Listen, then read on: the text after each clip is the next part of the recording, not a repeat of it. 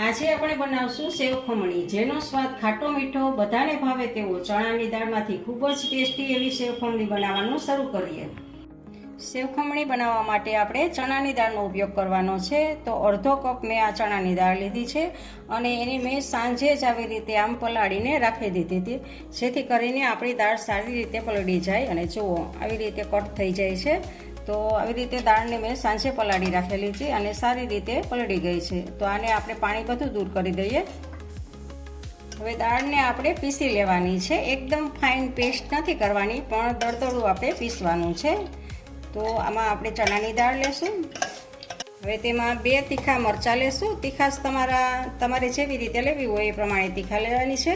અને 6 થી 7 લસણની કળી લેવાની છે। જો તમે લસણ ના ખાતા હો તો સ્કીપ કરી શકો છો।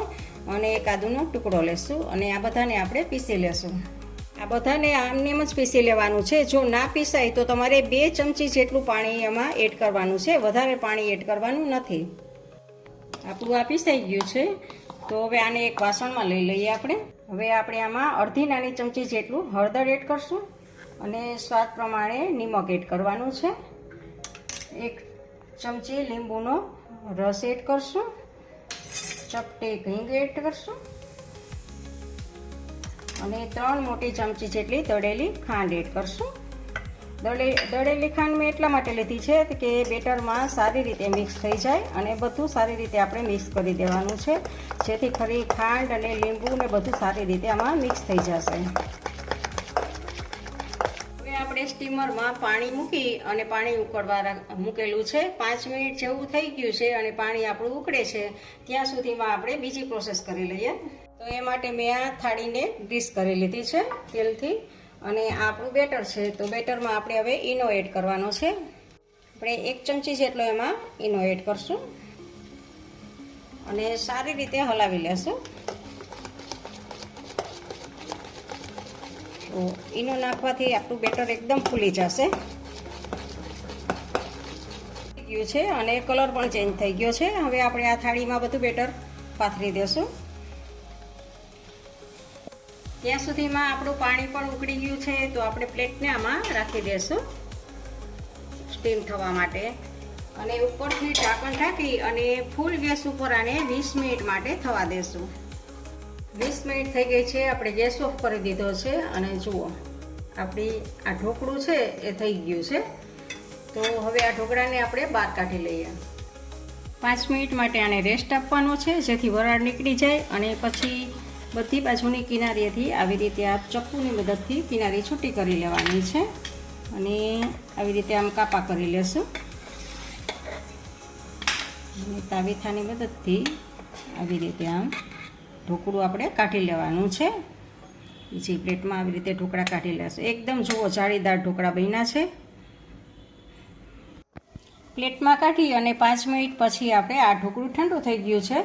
તો આવી રીતે એક પ્લેટ લઈ અને આવી જાડા કાણાવાળી આપણે ખમણી લેવાની છે અને ઢોકળાને એમાં આપણે ખમણવાનું છે। આમ હલકા હાથે ઢોકળાને આવી રીતે આમ ખમણતું જવાનું છે અને ખમણવું ન હોય તો આવી રીતે તમે હાથથી પણ છૂટું છૂટું કરી શકો છો। જુઓ આવી રીતે આમ હાથથી છૂટું કરી નાખવાનું છે। તો આપણો આ ઢોકળાનો ભૂકો એકદમ જુઓ છૂટો છૂટો તૈયાર છે અને હાથથી મદદથી કરી શકો અથવા તો ખમણીથી નહીં કરી શકો। હવે આપણે આનો વઘાર કરવાનો છે। વઘાર માટે પેનમાં મેં 2 મોટી ચમચી જેટલું તેલ લીધું છે। એમાં આપણે અડધી ચમચી રાઈ એડ કરશું, ચપટીક આપણે હિંગ એડ કરવાની છે। પછી આપણે 1 મરચું છે એ નાનું કટ કરેલું છે, મરચું એડ કરશું અને સાતળી લેશું। ગેસને આપણે ધીમો કરી લેશું। હવે 1/4 કપ આપણે પાણી એડ કરવાનું છે। જેટલી આપણે ચણાની દાળ લીધી હોય એનું અડધું આપણે પાણી આમાં એડ કરવાનું છે અને ગેસને આપણે પાછો ફૂલ કરી દઈશું। 1 ચમચી ભરીને આમાં ખાંડ એડ કરશું અને થોડુંક આપણે એમાં નિમક એડ કરશું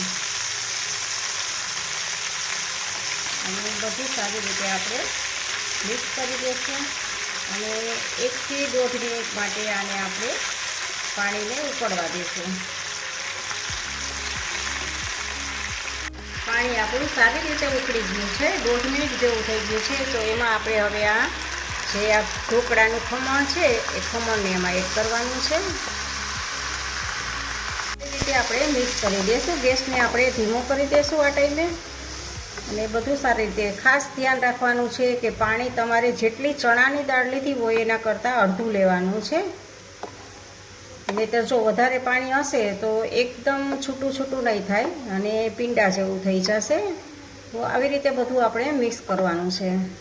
હવે ઉપરથી આપણે લીંબુનો રસ એડ કરશું જેથી ખાટો મીઠો સરસ ટેસ્ટ આવે. અડધું લીંબુ આપણે આમાં એડ કરશું અને થોડાક આપણે લીલા ધાણા એડ કરશું અને ફરી પાછું આપણે મિક્સ કરી દઈશું.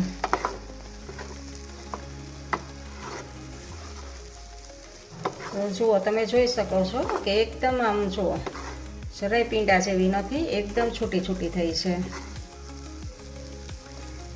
તો આપણી આવી રીતે આ સેવ ખમણી તૈયાર છે. એકદમ છૂટી છૂટી અને ખાવામાં ખૂબ જ ટેસ્ટી, ખાટો મીઠો બધો જ આમાં ટેસ્ટ હોય છે. ગરમ ગરમ આપણે એક પ્લેટમાં લેશું સેવ ખમણીને. હવે ઉપરથી આપણે સેવ ભભરાવશું. સેવને આપણે છેલ્લે જ આપણે નાખવાની છે, અગાઉથી મિક્સ કરી દેવાની નથી. તો આ એકદમ ઝીણી સેવ આવે છે એ સેવને ઉપરથી આપણે એની ઉપર લીલા ધાણા, ઉપરથી દાડમના દાણાથી સજાવટ કરશું. તો એકદમ ટેસ્ટી આપણી એવી આ સેવ ખમણી તૈયાર છે.